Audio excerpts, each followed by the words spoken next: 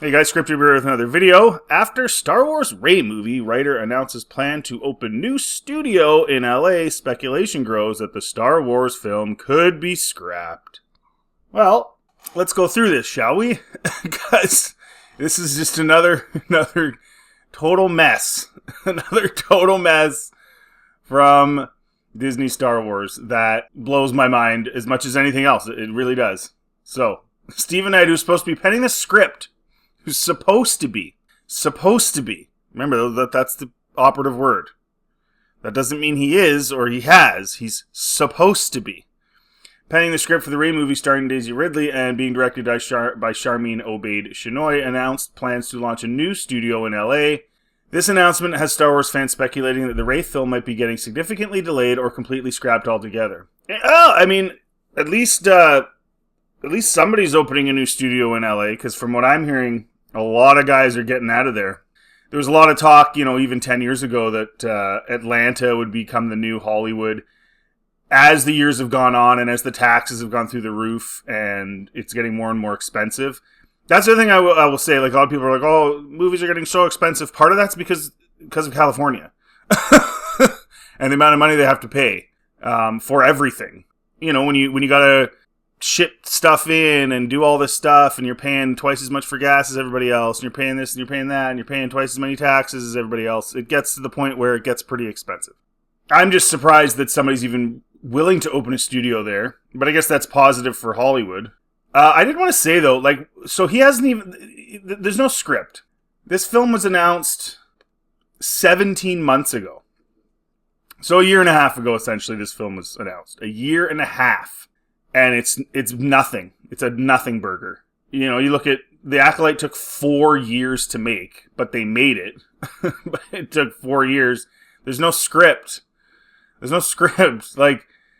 bizarro world. Then there was this rumor that it wasn't technically a rumor because it was posted by the semi-unreliable production list, which isn't the most reliable, but they've been right about some stuff too. Yeah, they listed it on here. That doesn't mean it's accurate. But, I mean, it's one thing to not be accurate. It's another thing to be, we're now 5-6 months later. And they haven't even started. So it goes back to the disorganization. They're announcing things and they don't have anything planned, anything lined up. The guy they've got to write the script isn't even writing it. As we all know, the next Star Wars movie will be released in theaters May 22nd, 2026, and is going to be the untitled Rey movie. No, that ain't coming out May 22nd, 2026. See what I'm saying? And I get it. I get the strikes and all this stuff. But I said in other videos, I said, yeah, the strikes, but I think there's more to it than that. I've said that. And here we go. This guy's making a studio. Right? He's not working on his stupid Rey script. Nobody wants a Rey script. The BBC's Ben Sidwell reported that Knight, the creator of Peaky Blinders, announced plans to open a studio in LA and Los Angeles. He told the BBC, I'm going to open a Digbeth Lock studio. I don't know what that means, but okay. Here, where people can go and look at what we're doing, see pictures, decks, and video of what's happening, so people in LA can experience what we're doing at Digbeth. I guess that's his. Daisy Ridley confirms she still has not read a script. That's March 11th. I remember that. There's no script, man. This isn't happening. The announcement comes as Knight gears up to begin production on a Peaky Blinders movie. Okay, so he's going to be doing that before he touches the Rey movie. To which he shared details of where they plan on filming. We'll be shooting at Digbeth Lock, and we found some unbelievable good locations. Okay, so he's shooting Peaky Blinders, guys. Star Wars has become like the, yeah, if I can fit you into my schedule IP. Right? It's like, I brought this up before. Oscar Isaac, when he was asked if he'd ever be in Star Wars again, he's like, yeah, well, if I need another house or something. Like, that's what it's become. It's gone from, like, one of the most sought-after actors and actresses desperate to be in it. People, singers and everything else are willing to just be extras, be stormtroopers in the background. Who's that big famous singer, the redheaded guy? It eludes me. You guys know who I'm talking about. He was a stormtrooper in, I think, The Force Awakens. That's how hyped Star Wars was going into the sequels. And now it's like, nah, I'm good. I'm good. I got other things to do. Nah, I would, but I got to go to a barbecue tonight, guys. Sorry, I'm not going to be in your movie. Following this announcement, there are rumblings that Knight opening a new studio and seemingly going all in on Peaky Blinders will leave little room for the Ray movie. Well, I guess so. WDW Pro speculated he's wrapped up and opening studios. That is no small endeavor. Exactly. It's supposed to be working on the Ray movie with Shinoy with Lucasfilm, and that would be an ongoing process. It seems to us, Lorne, and again, we could be wrong here, but it seems to us that he is now going to be working on Peaky Blinders thing. Well, I mean, he is. He's literally saying that. That's what he's doing now. He's doing it in his new studio. Makes you wonder if either the Ray movie has been delayed such that he can work on this for years and years and come back to it later, or he's been removed and nobody knows it yet, which would not portend well for the Ray movie either. So that's where we're being led to believe that perhaps the Ray movie has experienced even more hiccups. I mean, that's what's going to happen. People are going to start walking away. Well, they already are walking away. Nobody's interested. Nobody's interested in this. And it could just be that Lucasfilm just said, don't worry about it.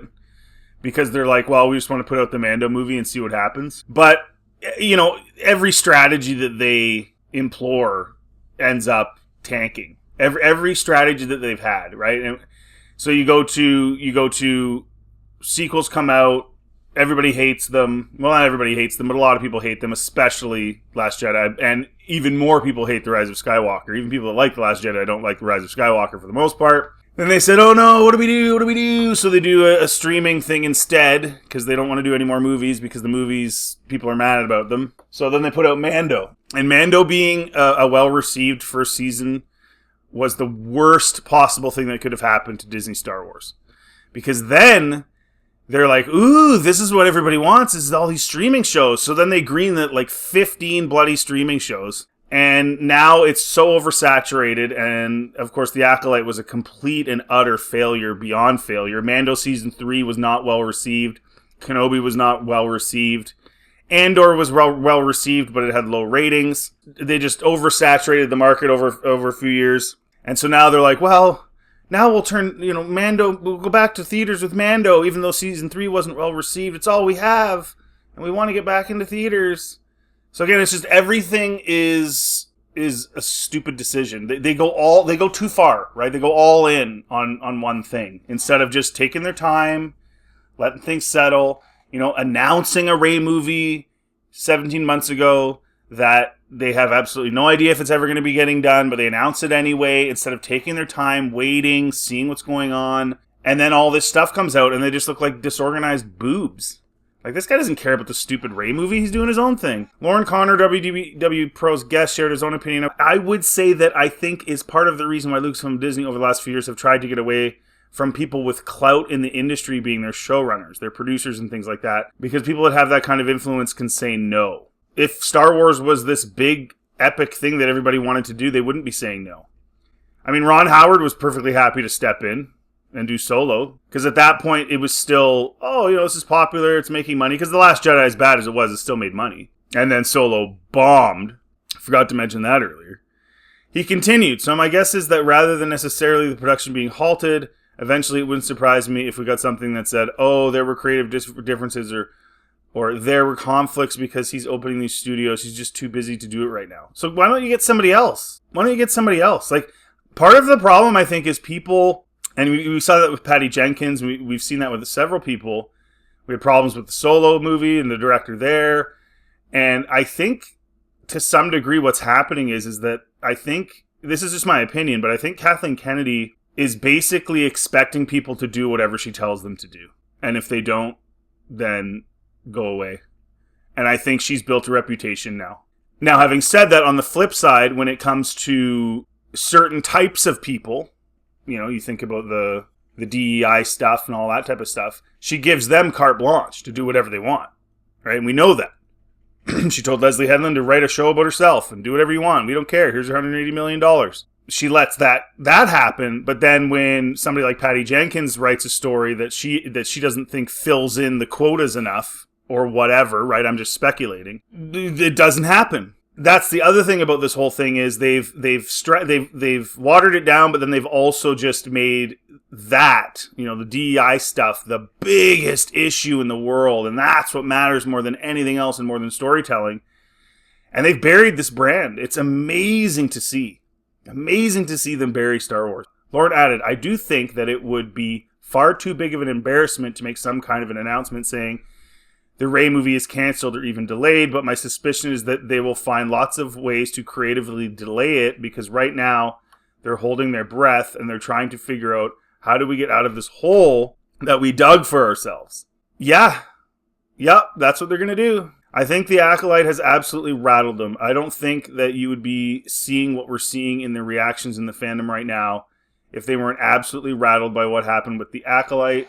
I think that it was a shock even to Lucasfilm and Disney. Well, it shouldn't be, though. We're tired of this crap. We're tired of you guys putting superficial crap ahead of storytelling. We don't like that. People don't like that. And it's funny because I always ask, whether it's minorities or whoever, to comment.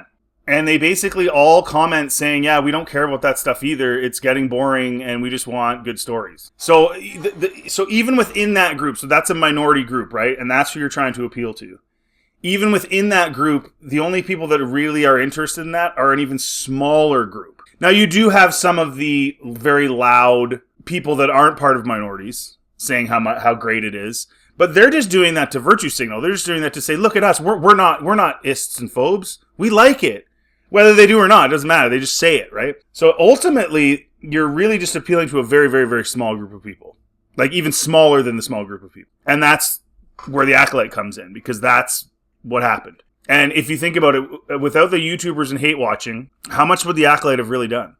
Because you're talking about, and it proves it, right? When you look at the chart, it proves it. Half of what you see here, maybe? I don't know. It would have been so abysmal, it would have been just insanity. And so I can see that. This is the other one. There was a rumor I remember a while ago that they were having problems writing the script because Shinoy is there to do the bidding of Kennedy and focus on DEI, and Stephen Knight writes stories.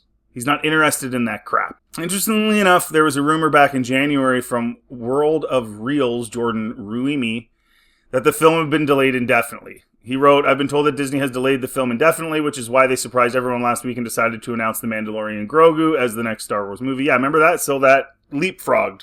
Because the initial announcement was that the Rey movie was coming first. The Rey movie was supposed to be May 2026, and now it's Mandalorian and Grogu May 2026, if I'm not mistaken. They just don't have confidence that the new Jedi Order will be happening in the near future. As for the reason why, he shared, the problem seems to reside in creative differences between screenwriter Stephen Knight and Lucasfilm. I'm told that a draft had originally been written for the film, but Lucasfilm gave him so many notes that he had to start from scratch. So of course he's moving on. Of course he's moving on. You task him with writing a script. He writes it. And of course, there's always going to be a certain amount of notes. These are big companies and they want their say. They shouldn't have any. They should just trust their creatives because they aren't creative at all as the executives. But whatever, they throw in a few notes. But there was so many that he's like, I'm going to have to start from scratch. So I think he just said, no. And he's probably one of those people who's like, yeah, we should strike when they're doing crap like this. So I think he's just like going back into the hedge like Homer. I think he's just exiting. I don't think he's ever going to do it. And I don't blame him. I'd be ticked too. Because Jenkins, she had her movie ready and then they had creative differences. Probably the same thing. Probably had so many notes on it. She said, I'm not redoing this entire thing that I just spent all this time on. So screw you. And she walked away. That's what it tells me. I think Kennedy is a monster control freak. And it shows in the pathetic creative decisions that they've made with Star Wars. Given this, Rumi is hearing Knight might exit the project, explaining his frustrations have grown. He's put Star Wars on the back burner and is now focused on his Peaky Blinders movie. Exactly. During an appearance on the Hot Mitch show, Jeff Schneider alleged that Sean Levy might replace Why would he want to? Why would you want to be involved with Disney Star Wars right now? Why would anybody? I'm told that Sean Levy's project does have an element. I don't know if Rey is front and center in it, but Rey is a character in Sean Levy's movie. Oh, so a different movie that he wants to do That's right, because there was rumors he was going to do one. Then there was rumors that Taika Waititi was going to do one. And then there was Rian Johnson's trilogy. And then it's just so Bush League. He elaborated now, is it Daisy Ridley's Rey or an older Rey? We heard those rumors back in the day, maybe about Helen Mirren being positioned as the older Rey. So I don't know if Sean Levy's movie, if A, Rey is the lead character, or B, if Rey is Daisy Ridley's age, or she could be someone in her 40s or 50s, or someone who's 70 or 80 like Helen Mirren. I don't know. Well, it's just a mess. Snyder then said, yes, Sharmina's still on board, but you know how Lucasfilm goes through directors quickly. This hire has been questioned. She doesn't have a ton of experience, so if it does, for whatever reason, go sour, and she either quits or is fired or whatever, for whatever reason she exits the project depending on scheduling, because again, Sean Levy is one of the busiest people in Hollywood. It's my understanding that Sean Levy could either slip in to direct that movie, or Sean Levy's movie becomes the next movie, or be Sean's blah, blah, blah. Okay, I just want to say this one other thing. Why do they have these guys, you either have these guys like Sean Levy or Stephen Knight, or like this small group of directors that the industry finds trustworthy, and then the only other options they seem to choose from are people like Shinoy, who has no experience, Leslie Headland, whose experience is totally counter to anything to do with a sci-fi fantasy show or movie. Where's like anyone in the middle? Like, where are the people that have some good experience? Maybe they've made some independent sci-fi or done some stuff or fantasy that they could throw in there. It's either these extremely, extremely busy, rich men, right? Or it's some noob diversity hire that doesn't know what they're doing. Where's the people in the middle? Why is it one or the other? This is a major problem right now. And it's being done by execs because they don't want to hire another white guy that has done some projects and might turn in a pretty good motion picture or TV show. They feel like they have to go the DEI road, and then they go that road, but they pick the worst possible people. Like, it just doesn't make any sense. It's such a mess. One of the most recent official words on the film came from Shinoy in June while she was promoting her documentary on Diane von Furstenberg. She told Variety, "The story that interests me most is in Rey's journey as a female Jedi." And there you go. It's all about her journey as a female Jedi. Not that, and we haven't seen that already in bloody well 3 movies. It's just, what does being a female have to do with it? What did Rey do in the 3 movies that was explicitly, quote, female? Nothing. She ended up, I guess, loving Ben, but Ben loved her. That's just a people thing. That's not, you can love somebody, it doesn't matter whether you're male or female. So, what did she do explicitly that was female in the sequels? And what would Shinoy be doing that was explicitly female in the new movie? Like what? That's how I best bring my experiences to it. What are you talking about? Like, what experiences? Like, what are you doing? It's Star Wars. It's a Jedi. She's a keeper of the peace and helps people. Just like any other Jedi of any other sex or creed or alien or whatever. Journey as a female. What does that even mean? Right? But that's the focus. It's nuts. It's the stupidest thing I've ever seen. She went into detail who she hopes to attract to this movie. The greatest thing about Star Wars is that everyone has a personal connection to it, everyone is passionate about it, and throughout the fandom, people have clear ideas about who should direct or what the story should be about. I'm just drowning out those voices until I'm done. Of course you are, because you know it all. As a storyteller, I'm focused on drawing new moviegoers into the cinema and bringing a sense of nostalgia that will appeal to older fans of the series. It's just the same old crap they said before the sequels, before all these shows. It's just crap. She also said, sometimes you walk in the footsteps of people and giants who've created worlds, and in this case, George Lucas's worlds and the filmmakers that have walked in his footsteps have set this world that they want young viewers to sort of walk into and have an understanding of the world. Well, there's a problem for that too, because there's too much now. There's so much stuff that I don't think young viewers even care. I think they'd rather go play Minecraft or do something else. And the proof is in the pudding when I go to the toy store, and the only Star Wars stuff they have is either ultra little kitty stuff, and it's like a handful of items that don't sell, or $1,000 Lego sets for like the mega old school fans that have money now. It's literally all there is. She then detailed what is at the heart of the Star Wars world, and at the heart of it for me is Rey Skywalker is Daisy Ridley and her story, and taking her on an adventure to a Jedi Academy and sort of creating a world that is a natural dovetail to the story we've seen her go through the last 3 episodes. Well, yeah, because she has to take Luke's arc from the EU. Between Ahsoka and Rey, they're stealing Luke's arc from the EU. That's essentially what Disney did. And we all know when when Filoni agreed with it too, when they were shooting The Last Jedi, that they felt like they had to diminish Luke to try and get people like me and other fans to get into Rey because they're so stupid they didn't realize you could actually make Rey really cool and make Luke go out a champ too. You can actually do both. But these people are so insecure and think that people hate women so much. Which is so dumb because Dave wrote Ahsoka and Ahsoka has a lot of fans, right? So why would you think you would need to ruin Luke and steal all of his story arcs from the EU to make people like Rey? That doesn't even make... This is how stupid these people are. And working with Lucasfilm and Kennedy and the team over there and breathing life to characters that everyone loves and has fallen in love with and finding new characters that the next generation move. Honestly, the Rey movie will bomb. It will bomb bad if they make it. From there, Shinoy details she's been collaborating. Yeah. Like conversations with George Lucas. Yeah, sure you have. They all say that. Oh yeah, George Lucas wanted me to do this. I mean, I think the team is really taking the time to make sure that we do justice to the telling of the story of Daisy. I think that she stands for something. Blah, blah, blah. Bunch of nonsense. So basically, it's just another disorganized mess. I don't think this ever gets made. If it does get made, I think it's going to completely bomb. Because again, they're going to focus on the wrong things, as she's already saying. It's all about her femaleness. It's not about her as a Jedi. It's about her as a female Jedi. As if there's some big difference. And we have to get into that and peel that onion back of the femaleness of Jedi and how different it is than the maleness of Jedi. And again, in what way? It's just so stupid. This movie's never getting made, but I hope it does because I want it to bomb so bad that they finally sell this bloody IP. Decanonize everything they did. D it up. All of it. Go back to the 6. Start again. This is all garbage. It's just getting worse and worse and worse. And of course, this movie's another mess too. They don't even know what they're doing. Stephen Knight's like, exit stage left. Goodbye. I don't want to be part of this stupid IP. You guys are idiots.